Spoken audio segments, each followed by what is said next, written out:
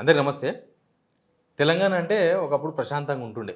ఇప్పుడు మొత్తం అసలు ఏ రాష్ట్రంలో లేనన్ని గొడవలు, ఆందోళనలు, రోడ్లెక్కడాలు, కూల్చడాలు ఒక్క వర్గం కాదు. నేను ఒక లిస్ట్ ఔట్ చేస్తే రేవంత్ రెడ్డి గవర్నమెంట్ చేసిన మంచి పనుల కన్నా ఇప్పుడు జరుగుతున్న ఆందోళనలే ఎక్కువైపోయినాయి. ఎక్కువ కనిపిస్తున్నాయి.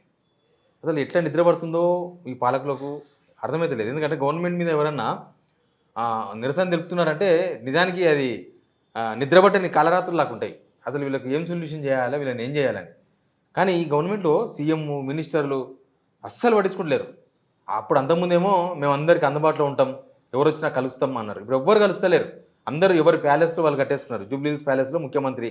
అక్కడి నుంచి బయటికెళ్తే మన కమాండ్ కంట్రోల్ రూమ్. అది అక్కడి నుంచి బయటికెళ్తే సెక్రటేరియట్. అంతే. మళ్ళీ ఇక్కడి నుంచి బయలుదేరితే జూబ్లీ హిల్స్ ప్యాలెస్. మినిస్టర్లు, మినిస్టర్స్ క్వార్టర్స్. అక్కడి నుంచి బయలుదేరితే సెక్రటేరియట్. అక్కడి నుంచి బయలుదేరితే మళ్ళీ మినిస్టర్స్ క్వార్టర్స్. సీఎం పిలిస్తే కమాండ్ కంట్రోల్ రూమ్. అంతే. అసలు ఏమేమి ఆందోళనలు ఉన్నాయి? ఎందుకు ఇట్లాంటి సిచ్యువేషన్ ఉంది తెలంగాణలో? ఎక్కడ కంట్రోల్ తప్పింది? ఇట్లాంటి అన్ని విషయాల మీద మాట్లాడదాం. అంతకన్నా ముందు సబ్స్క్రైబ్ చేయండి, షేర్ కూడా చేయండి. గవర్నమెంట్ వచ్చి 2 సంవత్సరాలు అయింది. 2 సంవత్సరాలు అయిందంటే గవర్నమెంట్‌కు చాలా మేజర్ టైం. అంటే హనీమూన్ టైం కాదు ఇది. Major time. గవర్నమెంటు ఏం చేయాలన్నా మినిమమ్ స్టార్ట్ చేయాలి. ఏ పనన్నా ఒక స్టెప్‌తో స్టార్ట్ అయిద్ది అంటారు కదా! అట్లా ఈ గవర్నమెంట్ కూడా ఒక స్టెప్‌తో ఏదో ఒక వర్క్ స్టార్ట్ చేయాలి. కానీ ఎక్కడ అసలు స్టెప్ కాదు కదా! కనీసం ఏమీ చేయలేదు. ప్లస్ ఆందోళనలకు ప్రభుత్వమే కారణమవుతుంది. ఎంతమంది ఆందోళనలు నిన్న ఆర్టీసీ కార్మికులు చలో సెక్రటరీ పిలిపించారు. వాళ్ళు త్వరలో సమ్మెకు పోతున్నారు. మొత్తం ఈ గవర్నమెంటు సక్సెస్ చేసిన ఒకే ఒక స్కీమ్ మహిళలకు ఉచిత బస్సు మహాలక్ష్మి స్కీమ్. వాళ్ళు కనుక సమ్మెకు దిగితే మహాలక్ష్మి స్కీమ్ కూడా ఫెయిల్ అయ్యి. అది మహిళలకు జనం పరంగా సక్సెస్ అయిన స్కీము. కానీ ఆర్టీసీకి డబ్బులు లేవు. ఆర్టీసీ ఫెయిల్ అయిపోయింది. ఆర్టీసీకి డబ్బులు కట్టాలి కదా, ఫ్రీ డబ్బులు.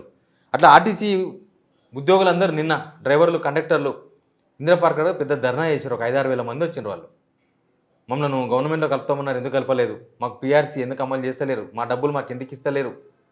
ఇక వాళ్ళ సమస్యలన్నిటి మీద వాళ్ళు ధర్నా, నెక్స్ట్ సమ్మె. మొన్న అంగన్వాడీలు కోటి వైద్య విధాన పరిషత్ ఆడపోయి ధర్నా. మామూలుగా కాదు, అందరూ మహిళలే. ఇక అంగన్వాడీలు అంటేనే మహిళలు ఉంటారు కదా, అందరూ మహిళలే. వాళ్ళందరూ దాదాపు 2 గంటలు ఆడ కూర్చొని ధర్నా చేసి పోలీసు వాళ్ళు ఈడ్చకపోతే కూడా పోకుండా. అంతెందుకు మా జర్నలిస్టులు నిన్న ధర్నా చేసిండ్రు. జర్నలిస్టులు అక్రెడిటేషన్ కార్డు అని ఒకటి ఉంటుంది, గవర్నమెంట్ గుర్తింపు కార్డు. అది ఇయ్యనికే గవర్నమెంట్కి వచ్చిన నొప్పి ఏందో తెలియదు. ముఖ్యమంత్రి స్పందించాడు. దానికి సంబంధించిన మంత్రి, దేనికి సంబంధించిన మంత్రి ఎవరు స్పందించారు. అందరూ ఎవరి ప్యాలెస్లో వాళ్ళు ఉంటారు, ఏసీలో కూర్చోవాలి. కొన్ని మీడియాలు ఉన్నాయి, వాటిని కవర్ చేయాలి. వాళ్ళు వీళ్ళని కవర్ చేస్తారు, వీళ్ళు వాళ్ళని కవర్ చేస్తారు. అంతే. మూసి బాధితులు చూస్తున్నాం కదా మనం. వాళ్ళు పాపం ఒక పక్క డ్యూటీస్ చేయాలి, ఇంకో పక్క ఇండ్లు పోతున్నాయని బాధతో బయటకు వచ్చి ధర్నాలు చేయాలి. ఇంకా వాళ్ళని రెచ్చగొట్టుకుంటా ఇంకా మేము కూలుస్తాం, ఏం చేస్తారో చేసుకోండి అని చెప్పి మాట్లాడుతున్నారు. అసలు ఒక్క గవర్నమెంట్కి వెళ్ళి ఒక్కరు కూడా రెస్పాండ్ అయితే లేరు. కాదు, దీనికి ఇది పరిష్కారం, దీని నుంచి ఇట్లా చేస్తాం, లేదు మీకు ఇల్లు ఇస్తాం, లేకపోతే మార్కెట్ వాల్యూ 2 కోట్లు ఉంటే 2 కోట్లకు 2 కోట్లు ఇస్తాం, ఒక్కరు కూడా మాట్లాడతలేరు. వాళ్ళు ఆందోళనలో ఉన్నారు. ఈ త్రిబుల్ నుంచి ఔటర్ రింగ్ రోడ్ నుంచి త్రిబుల్ లింక్ రోడ్లు అంట. ఆల్రెడీ ఆదిపట్ల కాడ పెద్ద పంచాయతీ, గ్రీన్ఫీల్డ్ హైవే. ఇప్పుడు శంషాబాద్ కాడ లొల్లి నడుస్తుంది. నిన్ననో మొన్ననో పోతే రైతులు మొత్తం అక్కడ ఉన్న వాళ్ళందరూ ఎదిరించారు. అసలు సర్వే కూడా రానిస్తలేరు. అసలు ఆల్రెడీ ఉన్న రోడ్డు మళ్ళీ సమాంతరం ఇంకో రోడ్డు వస్తుంది. అన్నీ పిచ్చి తుగ్లక్ నిర్ణయాలు గవర్నమెంట్. పిచ్చి తుగ్లక్ కూడా కాదు, తుగ్లక్లో ఇంకా పిచ్చి తుగ్లక్ నిర్ణయాలు తీసుకుంటున్నారు. ఓ పక్క పెన్షనర్లు, ఉద్యోగాలు రిటైర్మెంట్ అయిన వాళ్ళు, ప్రభుత్వ ఉద్యోగులు. అది ఎవరు ఆందోళన చెందింది రాష్ట్రంలో? అందరు ఇంతమంది రోడ్లెక్కి ఇన్ని ధర్నాలు జరుగుతుంటే నిన్న ఖమ్మం ఎంత పెద్ద ఇష్యూ అయింది. 1000 గుడిసెలు ప్లస్ ఇండ్లు అన్నీ కలిపి 1000 ఉంటాయంట. అలా అన్నీ గుల్చేసిర్రు. వాళ్ళు మొత్తం ప్రతిఘటించిర్రు.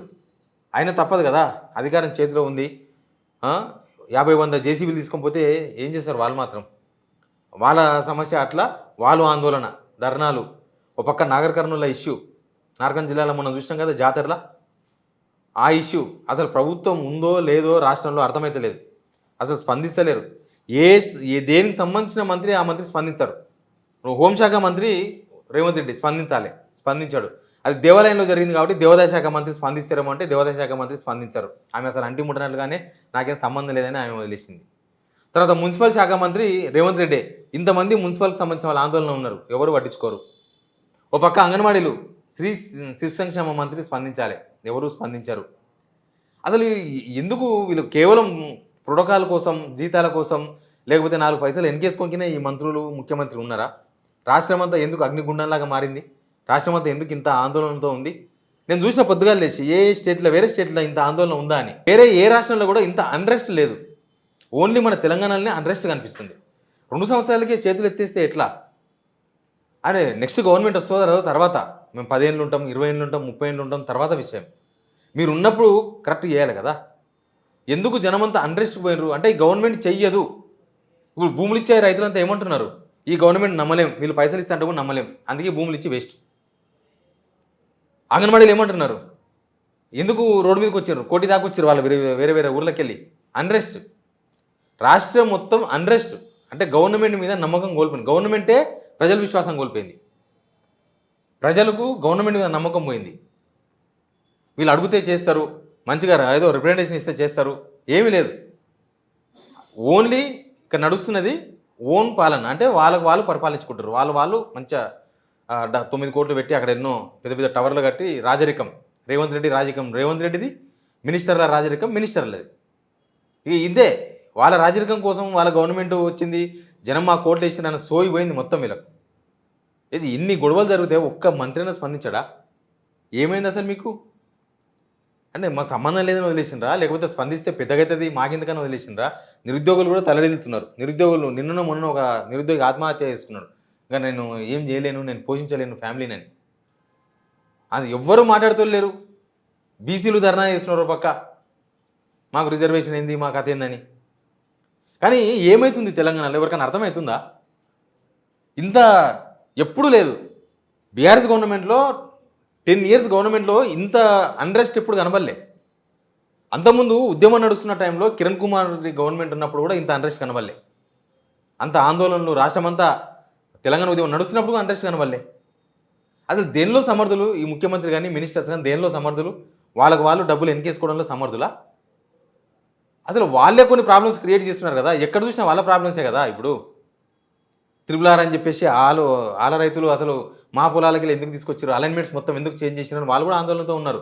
పెద్దలు భూములు తప్పించనికే, డబ్బులు ఇచ్చిన వాళ్ళు వెంచర్లు తప్పించనికే మొత్తం మార్చి రైతుల పొలాలకి వెళ్ళి ఇళ్ళకెళ్ళి తీసుకుపోతున్నారు. అది కూడా వాళ్ళు కూడా ధర్నాలు చేస్తున్నారు. ఓ పక్క స్టూడెంట్స్ మా సొంత జిల్లా మామనార్ల, రేవంత్ రెడ్డి సొంత జిల్లా మామనార్లనే స్టూడెంట్స్ బయటకు వచ్చి ధర్నాలు చేస్తున్నారు. ఏది మా తిండి బాగలేదని. ఓ పక్క ఓయూ స్టూడెంట్స్ ధర్నా. ఇంత గతి తప్పిన వాళ్ళ నిజంగా మన నాయకత్వం మీద జనాలకు విశ్వాసం కోల్పోయినప్పుడు ముఖ్యమంత్రిగా కొనసాగడం కూడా వేస్ట్, ఈ గవర్నమెంట్ ఉండి కూడా వేస్ట్ అని జనం అనుకుంటున్నారంటే ఏమని అర్థం చేసుకోవాలి? అసలు ఎందుకు ఇట్లాంటి పరిస్థితి వచ్చింది? ప్రతిదీ ఫైనాన్స్తో ముడిపడిన అంశాలు కాదు, కొన్ని నిర్ణయాలు ఉంటాయి. డబ్బులతో సంబంధం లేకుండా తీసుకోవచ్చు. డబ్బులు లేవని చేతులు ఎత్తేసారు కదా. డబ్బులు లేకపోయినా మీ పర్యవేక్షణ కూడా కొరబడింది. అసలు మీరు రివ్యూలు లేవు. ఏమైనా రివ్యూ ఉందా? క్యాబినెట్ సమావేశం పెట్టుకుంటే మీకు మీ మంత్రులకు భూముల కేటాయింపులు, లేకపోతే ఎవరికో ఏదో లబ్ధి పొందే కార్యక్రమాలే తప్ప జనాలకు లబ్ధి పొందే కార్యక్రమాలు, జనాలకు మంచి చేసిన నిర్ణయాలు ఏం లేవు. ఇక ఇప్పుడు ఇన్ని గొడవలు జరుగుతున్న క్యాబినెట్ సమావేశాలు ఎట్లా జరగాలి? ఒక్క ఇష్యూ గురించి అన్న చర్చ జరిగిందా? ఏం జరుగుతుంది అసలు తెలంగాణలో? నేను ఇన్ని విషయాలు చెప్పిన తెలంగాణలో ఏం జరుగుతుందో. మీకు ఏమనిపిస్తుంది ఈ ప్రభుత్వాన్ని చూస్తే? ఈ ప్రభుత్వంతోనే ఇంకా మన తెలంగాణ ఏమైనా ఎదుగుతుంది? ఇంకెక్కడో పోతాం, మనం చాలా ఎత్తుకు ఎదుగుతాం, తెలంగాణ ఫస్ట్ ప్లేస్ వస్తుందని మనం అనుకోవచ్చా? రైతులు వాళ్ళంతలు వాళ్ళు 1 కోటి ఎకరాలు పండిస్తే వీళ్ళకి సంబంధం లేకుండా క్రెడిబిలిటీ తీసుకుంటారు. మా వల్లనే పండించింది అంటారు. ఎందుకు పండించింది? వీళ్ళ వల్ల ఏందో తెలియదు. అంటే వీళ్ళు పరిపాలకులు, వీళ్ళ గవర్నమెంట్ పండుతుంది కాబట్టి మాదని చెప్పుకుంటారు అంతే. ఇంకా మిగతా వీళ్ళు నీళ్ళు ఇయ్యరు, ఎరువులు ఇయ్యరు, ఏమి ఇయ్యరు రైతులకి, రైతు భరోసా ఇయ్యరు. ఎనీవే మీరు కూడా కామెంట్ చేయండి. మన తెలంగాణ సివిలియన్స్ అంటే తెలంగాణ పౌరులుగా మనకు చాలా బాధ్యత ఉంది. మనం కొట్లాడి తెలంగాణ తెచ్చుకున్నాం.